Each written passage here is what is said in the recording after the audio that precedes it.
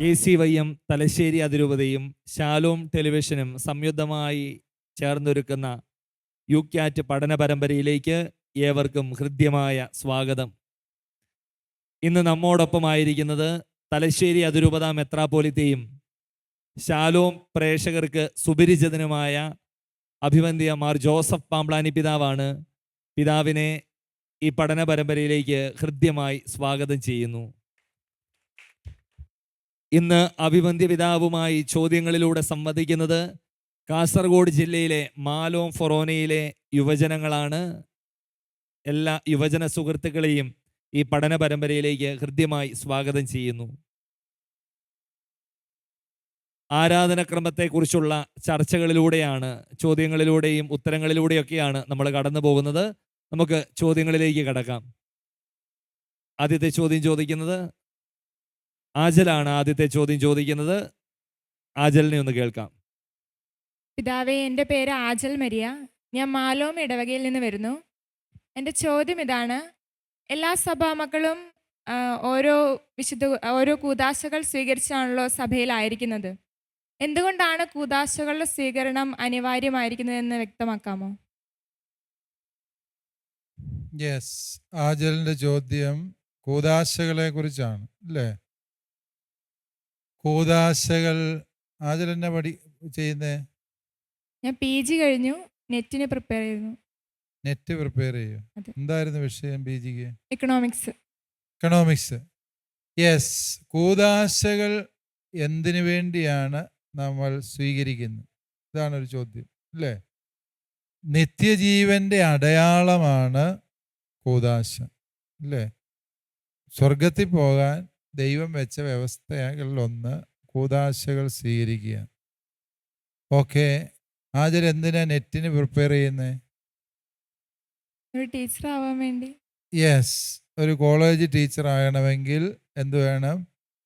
Net പരീക്ഷ പാസ്സാകണം. Net പരീക്ഷ പാസ്സായില്ല എങ്കിൽ കോളേജ് ടീച്ചർ ആകിയല്ല അല്ലേ? അതാണ് UGCയുടെ ഒരു നിബന്ധനയാണ് നെറ്റ് പരീക്ഷ പാസ്സായിരിക്കണം. വാസ്തവത്തിൽ നമ്മുടെ രക്ഷയ്ക്ക് വേണ്ടി കർത്താവ് വച്ച വ്യവസ്ഥയാണ് കൂദാശ എന്ന്. കൂദാശ എന്ന് പറഞ്ഞാൽ ഏതെങ്കിലും കുറെ കർമ്മങ്ങൾ അനുഷ്ഠിക്കുന്നതല്ല, മറിച്ച് എന്താണ്?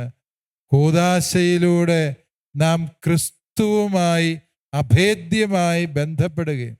വിശുദ്ധ കുർബാനയെക്കുറിച്ച് കഴിഞ്ഞ എപ്പിസോഡുകളിലൊക്കെയും ഞാൻ ഉദാഹരണം പറഞ്ഞത് വിശുദ്ധ കുർബാനയെക്കുറിച്ചാണ്. ഈശോയുടെ പരസ്യ ജീവിതത്തിൽ ഈശോയെ കേട്ടവരെ പോലെ നാം ഇരുന്ന് വചനം കേൾക്കുന്നു. അങ്ങനെയുള്ള ഉദാഹരണങ്ങൾ ഞാൻ പറഞ്ഞു.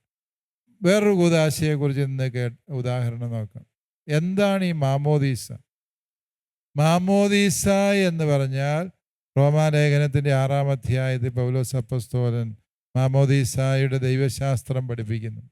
അവിടെ ഇങ്ങനെയാണ്: ക്രിസ്തുവിനോടുകൂടി മരിച്ച് സംസ്കരിക്കപ്പെട്ടവരായ നാം അവനോടൊത്ത് പുതിയ ജീവിതത്തിലേക്ക് കടന്നു വരും.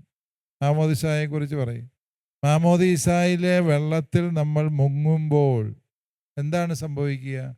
ഈശോ മിശിഹ മരിച്ച് സംസ്കരിക്കപ്പെട്ടു മണ്ണിനടിയിൽ. അതിനെ അനുസ്മരിക്കുന്നതാണ് മാമോദീസ ജലത്തിലുള്ള നമ്മുടെ മുങ്ങൽ. ഈശോയുടെ മരണവും സംസ്കാരവും അവിടെ സംഭവിച്ചു. ആ മാമോദീസ മുങ്ങിയ ഈശോ വെള്ളത്തിൽ നിന്ന് പൊങ്ങി വന്നു അല്ലേ? ആ വരവ് എന്താണ്? ഈശോയുടെ ഉത്ഥാനമാണ്. ശരിക്കും മാമോദീസ സ്വീകരിക്കുന്ന ഒരു വ്യക്തി ഈശോയുടെ മരണോത്ഥാനങ്ങളിൽ പങ്കുചേരുന്നു എന്നുള്ളത് സുവിശേഷം നമുക്ക് തരുന്നൊരു വലിയ ഉൾക്കാഴ്ച. തിരുവചനത്തിൻ്റെ ഈ ഒരു ദർശനം നമ്മൾ പഠിക്കുന്നു. എന്തിനാണ് മാമോദീസ സ്വീകരിക്കുന്നത് എന്ന് ചോദിച്ചാൽ, മാമോദീസ നിന്നെ ക്രിസ്തുവുമായി അഭേദ്യമായി ബന്ധപ്പെടുത്തുന്നു. മാമോദീസ സ്വീകരിക്കാത്തവർക്ക് ക്രിസ്തുവുമായിട്ട് ബന്ധമില്ല എന്ന് ചോദിച്ചാൽ തീർച്ചയായും ബന്ധമുണ്ട്. ക്രിസ്തുവിനോട് ഒരു വ്യക്തിക്ക് ബന്ധപ്പെടാവുന്നതിലെ ഏറ്റവും പരിപൂർണമായ വഴി ഏതാണ്? മാമോദീസായിലൂടെയുള്ള ബന്ധമാണ്. അതുകൊണ്ടാണ് കൗദാശിക ജീവിതം പരമപ്രധാനമാണ് എന്ന് നമ്മൾ പറയുന്നതിൻ്റെ പൊരുൾ അതാണ്. കുമ്പസാരം എന്ന കൂദാശയിലൂടെ എന്താ സംഭവിക്കുക? ഈശോ മിശിഹ കാൽവരിയിലെ കുരിശിൽ താൻ ഒഴുക്കിയ തിരുരക്തം കൊണ്ട് നമ്മുടെ ആത്മാവിനെ കഴുകി വിശുദ്ധീകരിച്ച് നമ്മളെ പാപമില്ലാത്തവരാക്കി രൂപാന്തരപ്പെടുത്തുന്നു. ശരിക്കും കൂദാശകൾ എന്ന് പറയുമ്പോൾ ഈ കൂദാശയ്ക്ക് എന്നെ ആവശ്യം എന്ന് നമ്മൾ പലപ്പോഴും ചോദിക്കുന്നതിൻ്റെ അർത്ഥം, കൂദാശ എന്ന് പറയുമ്പോൾ നമ്മൾ പള്ളിയിലെ വികാരിച്ചനും അല്ലെ ഒരു അച്ഛനും വിശ്വാസിയും കുറച്ച് വിശ്വാസികളുടെ അടുത്തിരുന്ന് കുറേ പ്രാർത്ഥനകൾ ചൊല്ലിത്തീർത്ത് അവസാനം കുരിശും വരച്ച് എഴുന്നേറ്റ് പോരുന്നതാണ് കൂദാശ. ഇതാണ് നമ്മുടെ ഒരു വിചാരം, നമ്മൾ സാധാരണ കാണുന്ന ആ കാര്യമാണ്. പക്ഷേ യഥാർത്ഥത്തിൽ അതല്ല കൂദാശ. കൂദാശ എന്താണ്?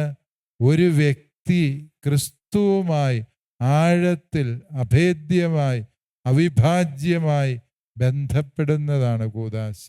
ഈശോയെ കൂടാതെ നിങ്ങൾക്ക് രക്ഷ പ്രാപിക്കാനാവില്ല എന്ന് പറയുന്നതിന് തുല്യമാണ് ഈശോ സ്ഥാപിച്ച രക്ഷയുടെ അടയാളമായ വിശുദ്ധ കൂദാശകൾ കൂടാതെ നമുക്ക് രക്ഷ പ്രാപിക്കാനാവില്ല.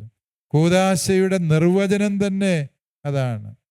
അദൃശ്യമായ വരപ്രസാദ ജീവനെ നമ്മിലേക്ക് ഒഴുക്കുന്ന രക്ഷയുടെ ദൃശ്യമായ അടയാളമാണ് കൂദാശ, അല്ലേ? കൂദാശകളിൽ അടയാളങ്ങളിലൂടെ പ്രതീകങ്ങളിലൂടെ സംസാരിക്കുന്നു എന്നേ ഉള്ളൂ. യഥാർത്ഥത്തിൽ കൂദാശയിലെ അത്ഭുതം എന്ന് പറയുന്നത് ദൈവം ഒരു മനുഷ്യ വ്യക്തിയെ തന്നോട് ചേർക്കുന്നു, ദൈവവും ആ വ്യക്തിയും ഒരുമിക്കുന്നു എന്നുള്ളതാണ് കൂദാശയിൽ സംഭവിക്കുന്ന വലിയ അത്ഭുതം. അതുകൊണ്ടാണ് ആജൽ കൂദാശ അനിവാര്യമാണെന്ന് പറഞ്ഞാൽ ഒഴിച്ചുകൂടാനാവാത്തത്, നമ്മുടെ ജീവിതത്തിൽ നിന്ന് മാറ്റി നിർത്താനാവാത്തത്. ഒരു വിശ്വാസി കൂദാശ ജീവിതത്തിൽ നിന്നകന്നാൽ, ഈശോ അതേക്കുറിച്ച് പറഞ്ഞ ഉപമ മുന്തിരിച്ചെടിയുടെയും ശാഖകളുടെ ഉപമയാണ്. തായ്തടിയിൽ നിന്ന് മുറിച്ചു മാറ്റപ്പെട്ട ശിഖരം സാവകാശം ഉണങ്ങിപ്പോകും. ചേർന്നിരുന്നപ്പോൾ അത് ആഴ്ചകൾ, മാസങ്ങൾ, വർഷങ്ങൾ അത് തായ്തടിയിൽ നിന്ന് ജലവും ലവണവും വലിച്ചെടുത്ത് സുഭിക്ഷമായി, സുരക്ഷിതമായി, സജീവമായി നിലകൊണ്ടു. എന്നാൽ തായ്തടിയിൽ നിന്ന് മാറ്റപ്പെട്ട ശിഖരം ഏതാനും ദിനങ്ങൾ കൊണ്ട് ഇല കൊഴിഞ്ഞ് അതിൻ്റെ നീര് വാർന്ന് ഉണങ്ങി അതിൻ്റെ തൊലി ചീഞ്ഞ് അത് മരക്കൊള്ളിയായിത്തീരും, അല്ലേ? കണ്ടിട്ടില്ലേ? കൂദാശ ജീവിതമില്ല എങ്കിൽ ഏതൊരു വിശ്വാസിക്കും സംഭവിക്കുന്നത് തായ്തടിയായ ക്രിസ്തുവിൽ നിന്ന് മുറിച്ചു മാറ്റപ്പെട്ട മുന്തിരി ശാഖയുടെ അവസ്ഥയായിരിക്കും. അതാണ് ഈശോ പറഞ്ഞത്, എന്നെ കൂടാതെ നിങ്ങൾക്കൊന്നും ചെയ്യാനാവില്ല. 2000 കൊല്ലം മുമ്പ് ജനിച്ച് ജീവിച്ച് മരിച്ചുത്ഥാനം ചെയ്ത ഈശോ മിശിഹായെ ഇന്ന് നമ്മൾ കണ്ടുമുട്ടുന്നത്, കേൾക്കുന്നത്, ആ തിരുസാന്നിധ്യം അനുഭവിക്കുന്നത് വിശുദ്ധ കൂദാശയിലൂടെയാണ്. അതുകൊണ്ടാണ് കൂദാശകൾ പരമപ്രധാനമാണ് എന്ന് തിരുസഭ പഠിപ്പിക്കുന്നു. ആചലിൻ്റെ ചോദ്യം യുകാറ്റിലെ ചോദ്യം എന്നതിലുപരി യുവജനങ്ങളുടെ മനസ്സിലുള്ള ഒരു ചോദ്യം തന്നെയാണ്. പിതാവ് തൃപ്തികരമായ ഒരു ഉത്തരം ആചലിനും നമുക്കെല്ലാവർക്കും നൽകി. നമുക്ക് അടുത്ത ചോദ്യത്തിലേക്ക് പോകാം. അടുത്ത ചോദ്യം ചോദിക്കുന്നത് നിതിലാണ്. അടുത്ത ചോദ്യം ചോദിക്കുന്നത് നിതിലെ, ചോദിച്ചോളൂ. പിതാവേ, എൻ്റെ പേര് നിതിലെ, ഞാൻ നാട്ടക്കൽ ഇടവകയിൽ നിന്ന് വരുന്നു. എൻ്റെ ചോദ്യം ഇതാണ്: ഈശോ മിശിഹായിൽ വിശ്വസിക്കുകയും പ്രാർത്ഥിക്കുകയും ചെയ്താൽ പോരെ? പിന്നെ നമ്മൾ എന്തിനാണ് നിരന്തരം ഈ കൂദാശകൾ സ്വീകരിച്ചുകൊണ്ടിരിക്കുന്നത്? യെസ്, നിധിൻ അല്ലേ? നിധിൻ എന്ത് ചെയ്യുന്നു? ഒന്നും ചെയ്യുന്നില്ല. എന്തേലും ചെയ്യണം നിധിനെ. വീട്ടിൽ തന്നെ.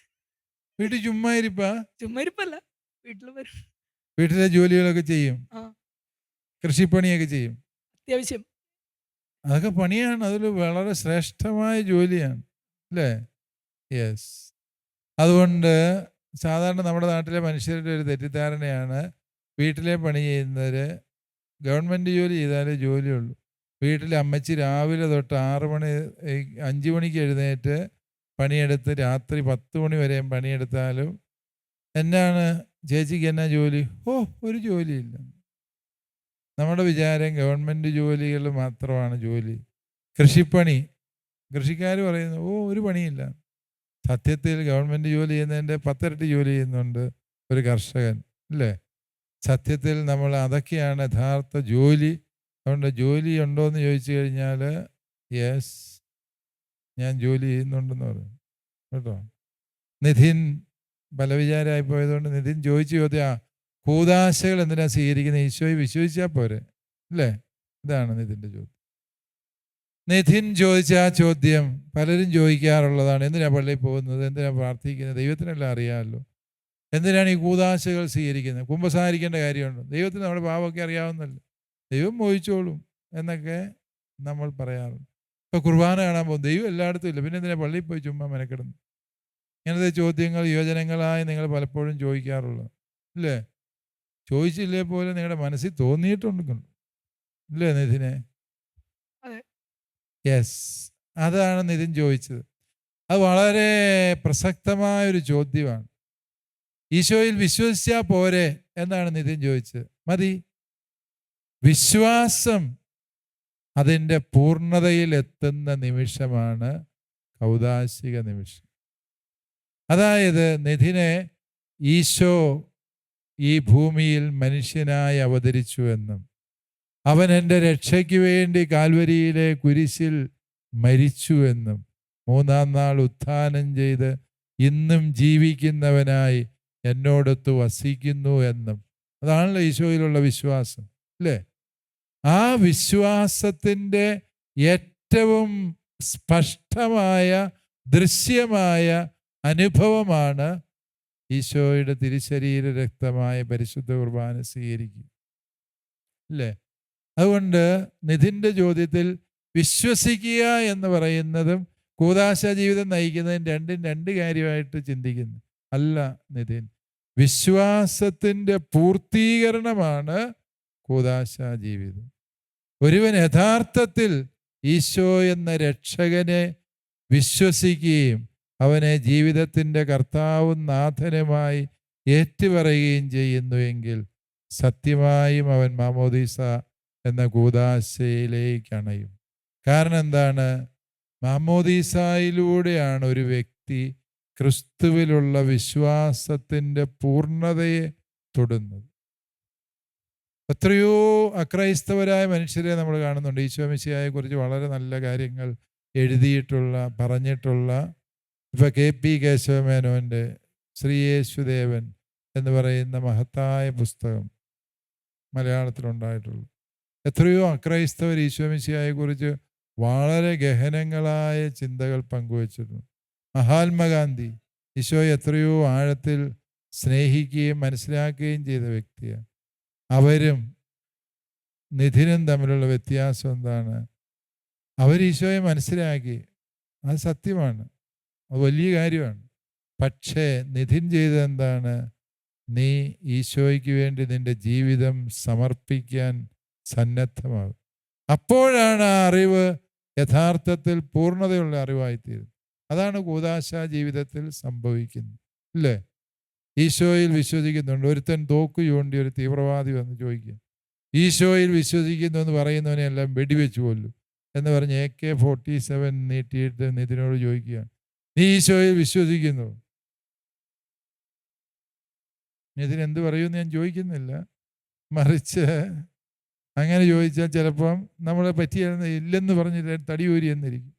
പക്ഷേ ഞാൻ വിശ്വസിക്കുന്നു എന്ന് അപ്പോഴും പറയുമ്പോൾ നീ രക്തം കൊണ്ട് സ്നാനപ്പെടേണ്ടി വരുമെന്ന്, അല്ലേ? അത് വിശ്വാസത്തിൻ്റെ സമ്പൂർണതയാണ് രക്തസാക്ഷിത്വം എന്നത്. വിശ്വാസത്തിൻ്റെ പൂർണ്ണത കൗദാശിക ജീവിതത്തിലാണ് എങ്കിൽ നമ്മെ ഈ കൂദാശ ജീവിതം സ്വർഗത്തെ മുട്ടിക്കുന്ന അനുഭവമാണ് രക്തസാക്ഷിത്വം എന്ന് പറയും. അതുകൊണ്ട് ഇതെല്ലാം ഒന്നിൽ നിന്ന് മറ്റൊന്നിലേക്കുള്ള വളർച്ചയായിട്ടാണ് ഇതിനെ നമ്മൾ മനസ്സിലാക്കേണ്ടത്. അല്ലാതെ വേറൊരു കാര്യമായിട്ടില്ല. ഈശോയിൽ വിശ്വസിക്കുക, കൂദാശ ജീവിതം വേണ്ട എന്ന് പറഞ്ഞാൽ ഈ കൂദാശ സ്ഥാപിച്ചതാരാ? ഈശോ. ഈശോ ആണ്. യെസ്, ഈശോ, ദൈവപുത്രനായ ഈശോ ഈ കൂദാശകൾ സ്ഥാപിച്ചുവെങ്കിൽ അത് മനുഷ്യന്റെ രക്ഷയ്ക്ക് ആവശ്യമാണ് എന്ന് ഈശോ തൻ്റെ അനന്തബുദ്ധിയിൽ കണ്ടെത്തിയത് കൊണ്ടാണ് ആ കൂദാശകൾ സ്ഥാപിക്കുന്നത്, അല്ലേ? അതുകൊണ്ട് നിധിൻ ഈശോയെ യഥാർത്ഥത്തിൽ വിശ്വസിക്കുന്നുണ്ടെങ്കിൽ ഈശോ പറഞ്ഞ അനുസരിക്കും, അല്ലേ? ഈശോ പറഞ്ഞ അനുസരിക്കുമ്പോൾ നമ്മൾ കൂദാശ ജീവിതത്തിൽ പങ്കാളിയാകും. ഈശോ തന്നെയല്ലേ പറഞ്ഞേ, നിങ്ങൾ എൻ്റെ ശരീരം ഭക്ഷിക്കുകയും എൻ്റെ രക്തം പാനം ചെയ്യുകയും ചെയ്യുന്നില്ല എങ്കിൽ നിങ്ങൾക്ക് നിത്യജീവൻ ഉണ്ടാവുകയില്ല. അസന്നിഗ്ധമായി ഈശോ പറഞ്ഞു. അപ്പൊ ഈശോയിൽ വിശ്വസിച്ചാൽ നിധിനെ നമ്മൾ കുർബാനയ്ക്ക് പോകണ്ടായോ? പോകണം, അല്ലേ? നിങ്ങൾ ലോകമെങ്ങും പോയി സകല സൃഷ്ടികളോടും സുവിശേഷം പ്രസംഗിക്കുവിൻ. വിശ്വസിക്കുന്നവരെ പിതാവിൻ്റെയും പുത്രൻ്റെയും പരിശുദ്ധാത്മാവിൻ്റെയും നാമത്തിൽ സ്നാനപ്പെടുത്തുവിൻ.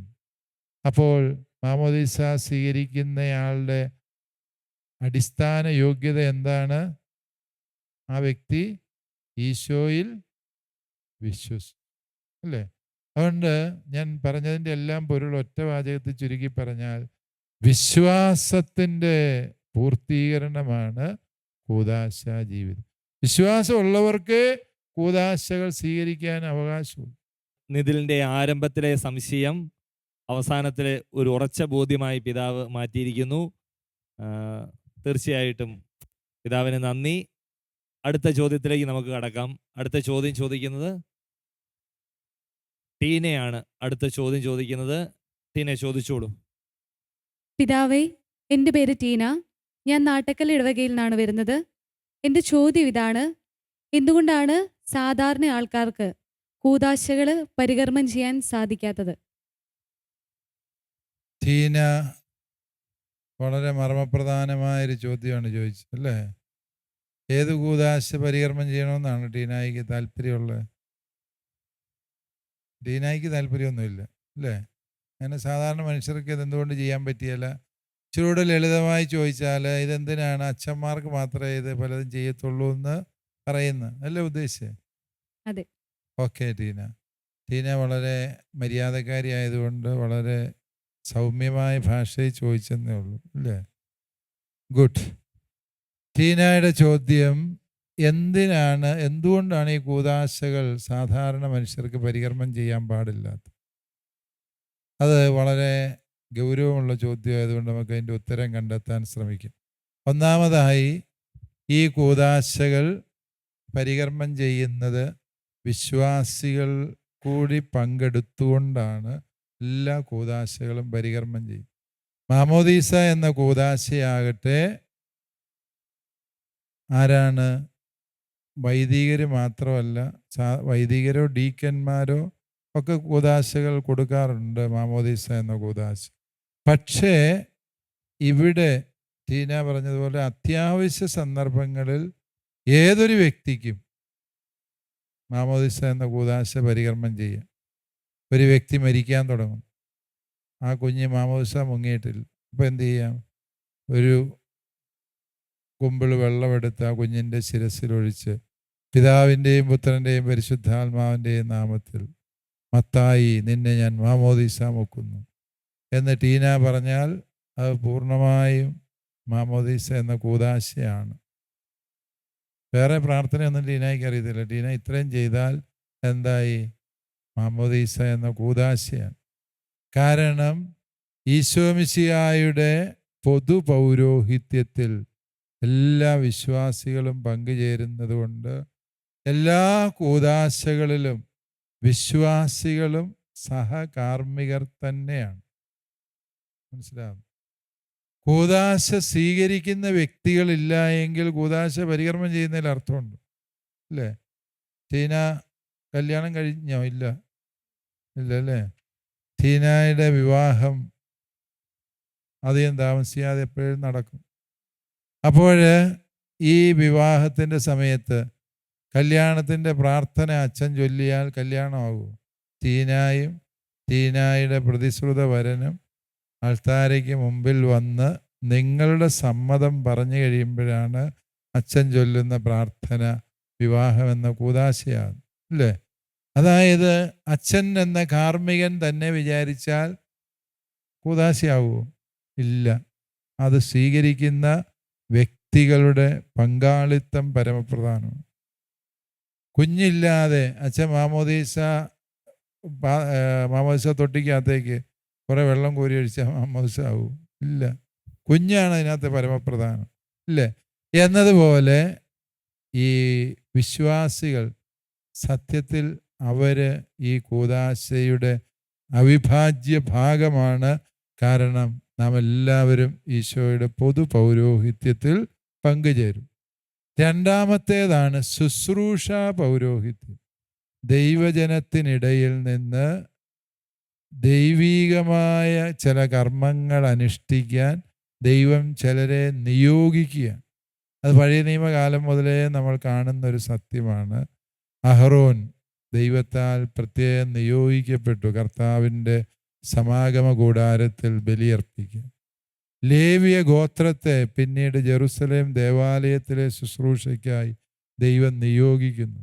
അപ്രകാരം പ്രത്യേകമായ നിയോഗം ലഭിച്ചവർ, ആ ദൈവവിളി ലഭിച്ചവർ, ദൈവത്താൽ വിശുദ്ധീകരിക്കപ്പെട്ട് ആ ശുശ്രൂഷയ്ക്കായി മാറ്റി നിർത്തപ്പെട്ടവർ, അവരാണ് പുരോഹിതർ എന്ന് പറയുന്നത്. അവരിലൂടെ ഈ കർമ്മങ്ങൾ അനുഷ്ഠിക്കപ്പെടണം എന്നുള്ളത് ദൈവത്തിൻ്റെ പദ്ധതിയാണ്. നിങ്ങൾ ആലോചിച്ച് നോക്കിയേ, ഈശോ വലിയൊരാൾക്കൂട്ടത്തെ വിളിച്ച് ഇതാണ് സഭ എന്ന് പറയുകയല്ല ചെയ്തു. ഈശോ എന്ത് ചെയ്തു? 12 അപ്പസ്തോലന്മാരെ തിരഞ്ഞെടുത്തു. ഈ അപ്പസ്തോലന്മാരെ ഈശോ എല്ലാ സത്യങ്ങളും പഠിപ്പിച്ചു. അവസാനം അവരുടെ ശിരസിന്മേൽ കൈവച്ച് അവർക്ക് പൗരോഹിത്യ പദവി നൽകി, പരിശുദ്ധാത്മാവിനെ നൽകി. അനന്തരം അവൻ അവരുടെ ശിരസിൽ ഊതി. യോഹന്നാന്റെ സുവിശേഷം 20:22 നമ്മൾ വായിക്കുന്നു. ശിരസിൽ ഊതി കഴിഞ്ഞപ്പോൾ എന്നിട്ട് അവരോട് പറഞ്ഞത് പരിശുദ്ധാത്മാവിനെ സ്വീകരിക്കുക, നിങ്ങൾ ലോകമെങ്ങും പോയി എല്ലാവരോടും സുവിശേഷം പ്രസംഗിക്കുക, പാപമോചനം നൽകുക. ഇതാണ് ഈശോ കൊടുത്ത ദൗത്യം. ആ ദൗത്യം കിട്ടിയവരെയാണ് നമ്മൾ അപ്പസ്തോലന്മാർ എന്ന് വിളിക്കും. അവരുടെ പിൻഗാമികളെ അവർ തന്നെയാണ് നിശ്ചയിച്ചത്. പൗലോസ്ലീഹ പറയുന്നുണ്ട്, തിമോത്തിയോട് പറയുന്നുണ്ട്, എൻ്റെ കൈവെപ്പ് വഴി നിനക്ക് കിട്ടിയ പരിശുദ്ധാത്മ ചൈതന്യത്തെ നീ ജ്വലിപ്പിക്കണം എന്ന് പറയുന്നു. അപ്പോൾ പൗലോസ്ലീഹ കൈവെപ്പിലൂടെ തൻ്റെ പൗരോഹിത്യ അധികാരം തിമോത്തിക്ക് കൈമാറി. തിമോത്തി കൈവയ്ക്കുന്നതിലൂടെ അദ്ദേഹത്തിൻ്റെ ശിഷ്യരിൽ ചിലർക്ക് ഈ പദവിയിൽ നൽകപ്പെടും. ഇങ്ങനെ തിരുസഭയിലെ അനസ്യൂതമായ കൈവെപ്പ് ശുശ്രൂഷ. വൈദികനെ മെത്രാൻ കൈവയ്ക്കുന്നു. മെത്രാന്മാരുടെ കൂട്ടായ്മ, 3 മെത്രാന്മാർ ചേർന്നാണ് ഒരു മെത്രാൻ വൈദികനെ മെത്രാനായി വാഴിക്കും, മാർപ്പാപ്പായുടെ അംഗീകാരത്തോടെ. അപ്പോൾ ഇപ്രകാരമുള്ള ശുശ്രൂഷകൾ, ഈ കൈവെപ്പ് ശുശ്രൂഷകളിലൂടെ കൈമാറ്റം ചെയ്യപ്പെടുന്നതാണ് സഭയിലെ പൗരോഹിത്യം എന്ന് പറയും. ഈ പൗരോഹിത്യം വാസ്തവത്തിൽ ഒരു വിളിയാണ്. അതൊരു ബലിയർപ്പണത്തിനുള്ള നിയോഗമാണ്. നിങ്ങൾ യുവജനങ്ങൾ നോക്കുമ്പോൾ അച്ഛന്മാർക്ക് ഒരു കുഴപ്പമില്ല, ചുമ്മാ നടന്നാൽ മതിയല്ലോ എന്നൊക്കെ വിചാരിച്ച് നിങ്ങൾ ചിന്തിക്കും. പക്ഷേ അവരുടെ ജീവിതത്തിൽ അവരോട് ദൈവം ആവശ്യപ്പെടുന്ന ചില മൂല്യങ്ങളുണ്ട്, ജീവിത ആദർശങ്ങളുണ്ട്. അതവർ ജീവിക്കണം. ആരെങ്കിലുമൊക്കെ അത് ജീവിക്കാതെ പോകുമ്പോഴാണ് വലിയ അപമാനവും വീഴ്ചയും ഒക്കെ വൈദികരുടെ ജീവിതത്തിൽ സംഭവിക്കുക, അല്ലേ? അതുകൊണ്ട് എന്തുകൊണ്ട് ചില കാര്യങ്ങൾക്കായി നിയോഗിക്കപ്പെടുന്നു എന്ന് ചോദിച്ചാൽ അത് ദൈവത്തിൻ്റെ പദ്ധതിയാണ്. രക്ഷാകര പദ്ധതിയിൽ അനസ്യൂതം ഈ ഒരു കാര്യത്തിന് നമ്മൾ സാക്ഷ്യം വഹിക്കുന്നുമുണ്ട് എന്നുള്ളത് സത്യമാണ്. ടീനയുടെ ചോദ്യത്തിന് പിതാവിൻ്റെ തൃപ്തികരമായ മറുപടി ലഭിച്ചു എന്ന് വിശ്വസിക്കുന്നു. ലഭിച്ചോ? ലഭിച്ചു. ഒത്തിരി നല്ല ചോദ്യങ്ങളും നല്ല ഉത്തരങ്ങൾ ലഭിച്ച ഈ എപ്പിസോഡ് ഇവിടെ പൂർത്തീകരിക്കപ്പെടുകയാണ്. നമ്മളോടുകൂടെ ആയിരുന്ന അഭിവന്ദ്യ പിതാവിന് ഹൃദയപൂർവ്വം നന്ദി പറയുന്നു. ഒപ്പം നല്ല ചോദ്യങ്ങളിലൂടെ പിതാവിനോട് സംവദിച്ച മാലോം ഫൊറോനയിലെ യുവജനങ്ങൾക്ക് നന്ദി. കൂടുതൽ നല്ല ചോദ്യങ്ങളും അർത്ഥവത്തായ ഉത്തരങ്ങളുമായി അടുത്ത എപ്പിസോഡിൽ നമ്മൾ കണ്ടുമുട്ടും. Thank you very much.